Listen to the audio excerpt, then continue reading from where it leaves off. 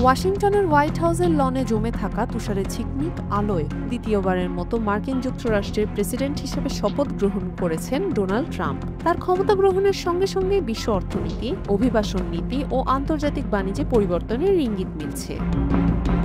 2024-25 অর্থবছরের প্রথম 3 মাসে যুক্তরাষ্ট্র থেকে বাংলাদেশে পাঠানো রেমিটেন্স নতুন মাইলফলক সৃষ্টি করেছে। বর্তমানে দেশটি থেকে প্রবাসীরা $1.4 বিলিয়ন পাঠিয়েছেন, যা আগের যে কোনো সময়ের তুলনায় অনেক বেশি। এতদিন এই শীর্ষস্থান ধরে রেখেছিল সংযুক্ত আরব আমিরাত, তবে এবার যুক্তরাষ্ট্রই হয়ে উঠেছে বাংলাদেশের প্রধান রেমিটেন্স সরবরাহকারী দেশ।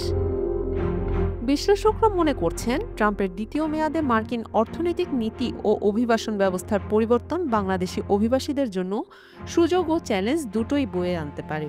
ট্রাম্পের অর্থনৈতিক পরিকল্পনার মূল দিক হল প্রোটেকশনিজম, অর্থাৎ নিজ দেশের ব্যবসা ও অর্থনীতিকে সুরক্ষা দেওয়া। তিনি চীনসহ বিভিন্ন দেশের রপ্তানির উপর 60% পর্যন্ত শুল্ক বসানোর ঘোষণা দিয়েছেন। মার্কিন অর্থনীতির স্থিতিশীলতা থাকলে বাংলাদেশি প্রবাসীরা আরও বেশি আয় করতে পারবেন। ট্রাম্প অবৈধ অভিবাসীদের বিরুদ্ধে কঠোর পদক্ষেপ নিতে চান, যা প্রবাসী বাংলাদেশিদের জন্য উদ্বেগের কারণ হতে পারে। তবে আশার কথা হলো, যুক্তরাষ্ট্রে বৈধ অভিবাসী বাংলাদেশিদের সংখ্যা বেশি এবং ট্রাম্প প্রশাসনের অর্থনৈতিক নীতির ফলে শ্রমবাজারে স্থিতিশীলতা বজায় থাকলে রেমিটেন্স প্রবাহ অব্যাহত থাকবে।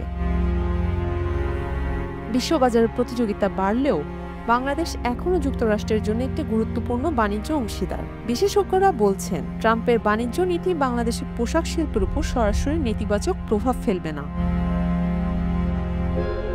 কারণ বাংলাদেশের রপ্তানি বাজার চীনের মতো শুল্কের ঝুঁকিতে নেই। তবে ভবিষ্যতে ট্রাম্প প্রশাসন যদি ভিসা নীতি কঠোর করে, প্রবাসীদের আয়কর সংক্রান্ত নতুন নিয়ম চালু করে বা নতুন কোনো অভিবাসন নীতি কার্যকর করে, তাহলে বাংলাদেশের অভিবাসীদের জন্য চ্যালেঞ্জ তৈরি হতে পারে।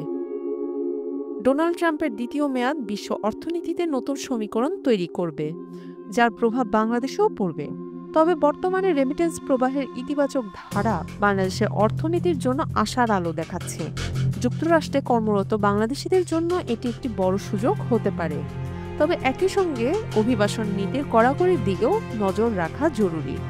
বাংলাদেশের অর্থনীতির ভবিষ্যৎ নির্ভর করছে আন্তর্জাতিক বাজারের পরিবর্তনের উপর। এখন দেখার বিষয়, ট্রাম্প প্রশাসনের সিদ্ধান্ত বাংলাদেশকে কতটা প্রভাবিত করে।